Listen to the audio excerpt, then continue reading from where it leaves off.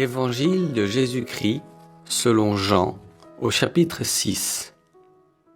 En ce temps-là, Jésus passa de l'autre côté de la mer de Galilée, le lac de Tibériade.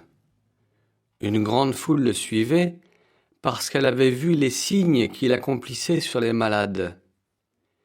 Jésus gravit la montagne et là, il était assis avec ses disciples. Or, la Pâque, la fête des Juifs, était proche. Jésus leva les yeux et vit qu'une foule nombreuse venait à lui. Il dit à Philippe, « Où pourrions-nous acheter du pain pour qu'ils aient à manger ?» Il disait cela pour le mettre à l'épreuve, car il savait bien, lui, ce qu'il allait faire. Philippe lui répondit, « Le salaire de 200 journées ne suffirait pas pour que chacun reçoive un peu de pain. »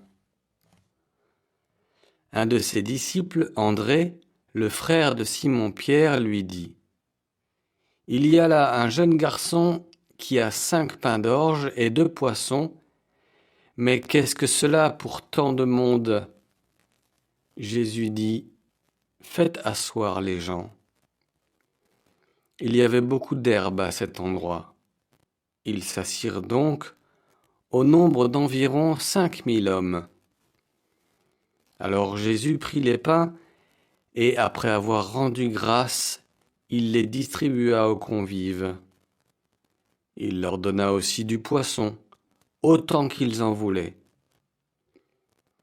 Quand ils eurent mangé à leur faim, il dit à ses disciples, « Rassemblez les morceaux en surplus, pour que rien ne se perde. » Ils les rassemblèrent, et ils remplirent 12 paniers avec les morceaux des 5 pains d'orge, restés en surplus pour ceux qui prenaient cette nourriture. À la vue du signe que Jésus avait accompli, les gens disaient, « C'est vraiment lui le prophète annoncé, celui qui vient dans le monde. » Mais Jésus savait qu'ils allaient venir l'enlever pour faire de lui leur roi.